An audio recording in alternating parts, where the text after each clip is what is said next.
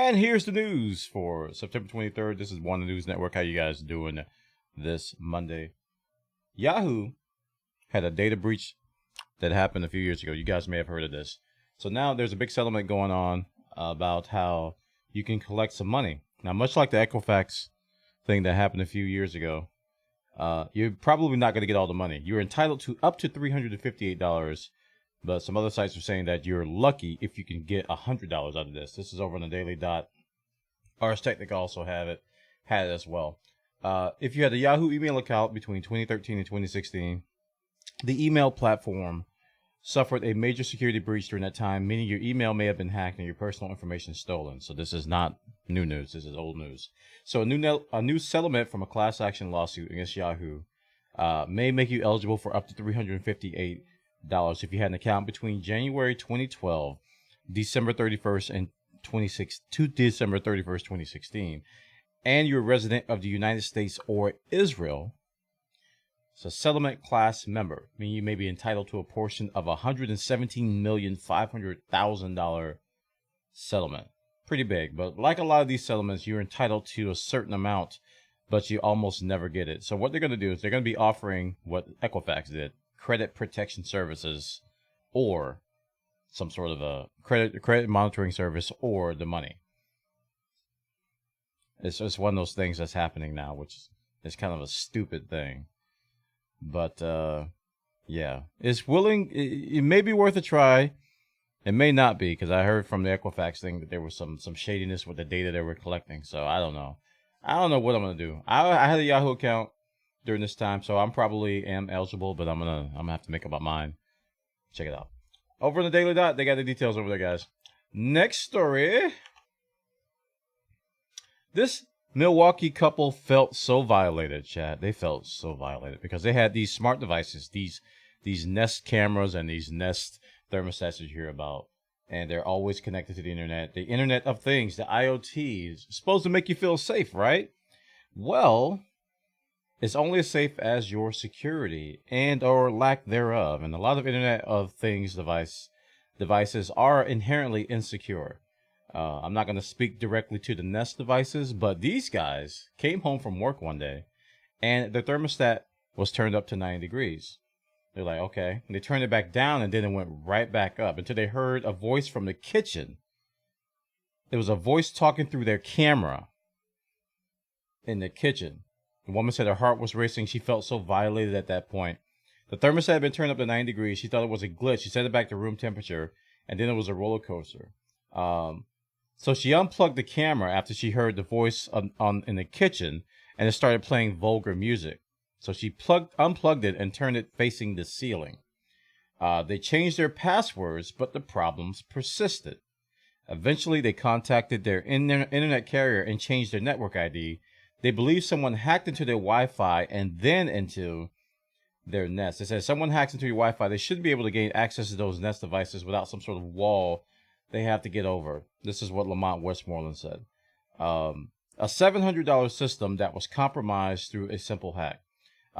Fox News, in this case, contacted Nest. They said Nest was not breached. These reports are based on customers using compromised passwords exposed through breaches on other websites. In nearly all cases, two-factor verification eliminates this types of security risks. Nest users have the option to migrate to a Google account, giving them access to additional tools and an automatic security protection such as suspicious activity detection, two-step verification, and security checkup. Millions of users have signed up for two-factor authentication.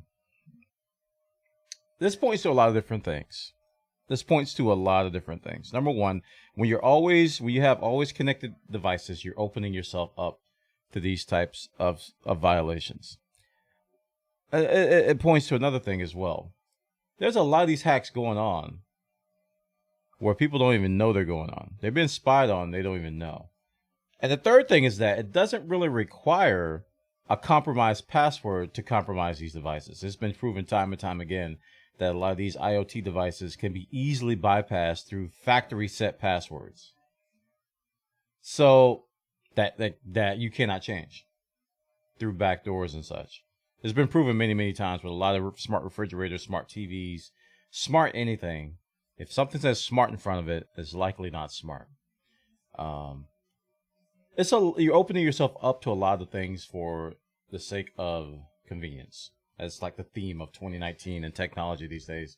People are giving up a lot of their privacy and a lot of their I don't know, their data. I guess you could say data for the sake of convenience. So when you buy these Nest devices, I'm pretty sure this Milwaukee couple now is very, very aware of it. Probably won't be doing it again. Who knows? They might do it again. If you make enemies, or if somebody wants to compromise you, they are going to do it. You can have two-factor all day and night. They're going to do it. So it's a risk you have to take and a risk you have to be aware of.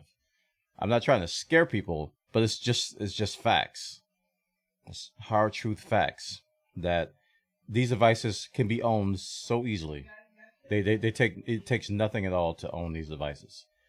And they're like I said, these are cameras and stuff that are always on, and they're pointing. You basically giving somebody a window to your life. But this couple, I feel bad for them, man. This sounds like a very, very elaborate prank. Somebody probably drove by their house and said, "Oh man, this guy's Wi-Fi I can just hack in." Like, oh, let's check out, let's see what's on the network, and then they probably had like all the default names like Nest Thermostat -94438. Like, oh, they got Nest devices. Let's check the passwords on those. What's the IP of it? Oh, blah, blah, blah, blah. And then they went in there and they're like, oh my goodness, they use the same password there as well. I'm like, oh, they got a different password here. Let's go check this data dump on the internet and see if their email address is in one. Oh, there it is. Let's see if they use the same password there. There it is. It's just one of those things, man. I'm not a fan of these devices. Me and my wife both agree that we don't want these smart devices because we don't want to take the risk. Some people call it paranoia. It's just a risk thing. Just like anything you do in life, there's risks involved, and if you don't feel like taking a risk, then don't do it. I don't think the convenience is worth it. I can go and manually set my thermostat just as easily, and I don't generally touch my thermostat at all. I keep it at a certain temperature depending on the year, the time of year. So you really don't need to have a smart thermostat, or a Nest camera. You don't need to have a Nest camera as well. So I don't know, convenience, man. But you gotta know the risks. I'm not saying people who use this stuff are wrong, but if these people who use them are aware of the risks, then fine. Check it out, guys. Over on this site, I think it's fox6.com. This couple in Milwaukee basically got their whole Nest devices hacked. All right, now it's time for the scary department of the scariness. Scientists can't agree on whether genetically modified mosquito experiments went wrong or what. Okay, so a biotech company released millions of genetically modified mosquitoes in order to combat some disease-carrying mosquitoes, right? So what happened was, this happened between 2013 and 2015. But it looks like what happened was that these mosquitoes, some of the gene-edited mosquitoes passed on their genes to the native insects, thereby creating superhybrids.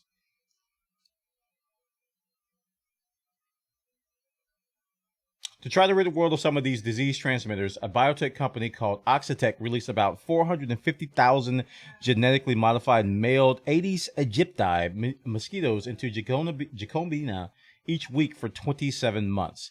These mosquitoes were altered such that they carried a lethal gene. Once released, these ticking bombs were supposed to flit along with and mate with females, the sex that bites humans, and then die. But not before they pass their lethal genes to similarly doomed offspring. In the lab, scientists have found that about 3% of the females that mated with the genetically modified males would produce offspring. But even the small amount of the offspring that survived were weak and unable to produce offspring of their own. So now they're raising questions on whether their thing actually worked. The method has successfully reduced the native mosquito populations of Brazil by 85%. They took genetic samples of the native population 6, 12, 27, and 30 months after the company released the genetically modified mosquitoes. And they found that it has been transferred to the native population. So this is an experiment kind of gone wrong.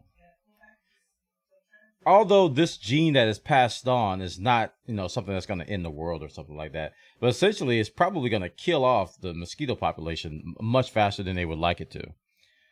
So 85% of the mosquito population being gone is a very bad thing.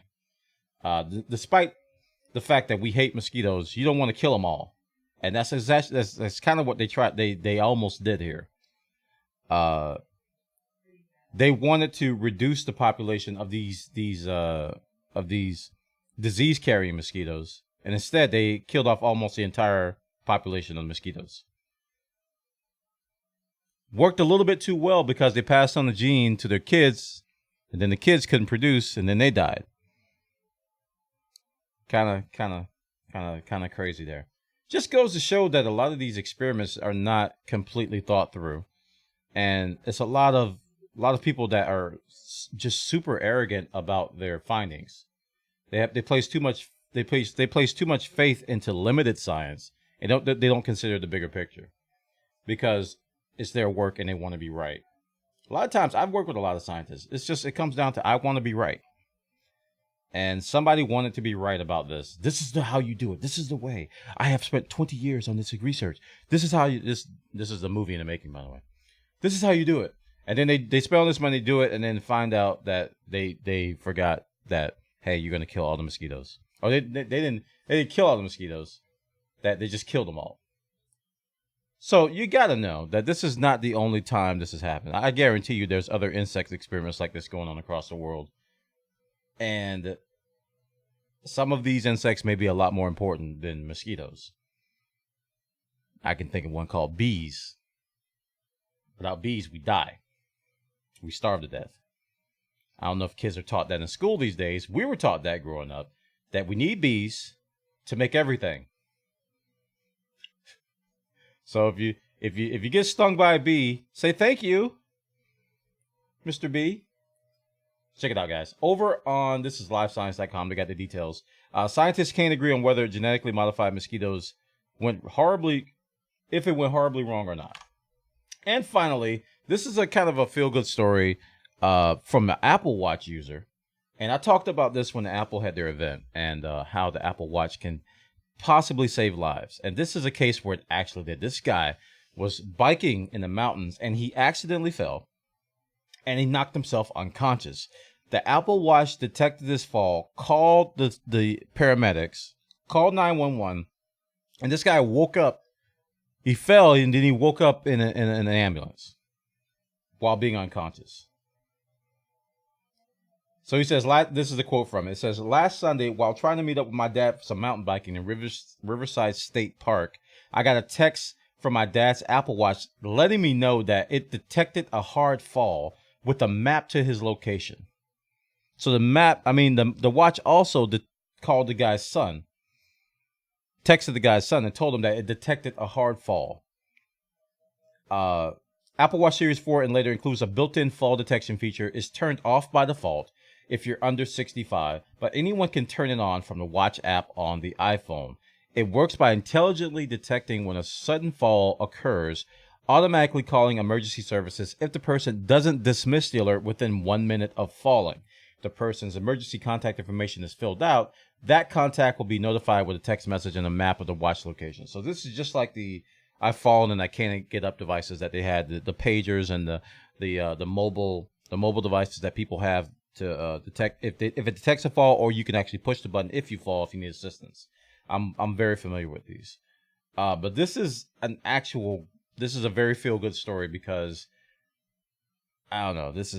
I can't imagine anybody in my family going through this and they fall and you just find them. You can't find them. They're missing because they're on the side. Because if you go biking, you probably know you can be on the road and you can just go off the road and nobody will find you. It's just hard to find you. It says, Dad is doing great, clear x-rays and CT scan, but a little sore. If you own an Apple Watch, set up the hard fall detection. It's not just from when you fall off a roof or a ladder. Had he fallen somewhere on the high drive rails or another remote area, the location would have clued EMS onto where to find them. Amazing technology, and so glad he had it. So again, I was talking about the Apple Watch as being a good way to monitor my heart, to monitor my steps, my health, and also blood pressure, because you can tie it in some other devices to track your blood pressure and stuff. So I'm reaching the age now where that stuff is more important than when it was when I was younger. Despite all the bells and whistles that the Apple Watch has with blah blah blah, texting and calling, all the Dick Tracy stuff that's like useless. This health stuff, while kind of you have to trust Apple with your health data to do that, that's kind of where I'm on the fence about it, and because it's freaking expensive, it can save lives too, which is kind of amazing. It's kind of amazing. Check it out, guys. Over on 9 to 5 Mac, they got the details on that particular story, and that's the news.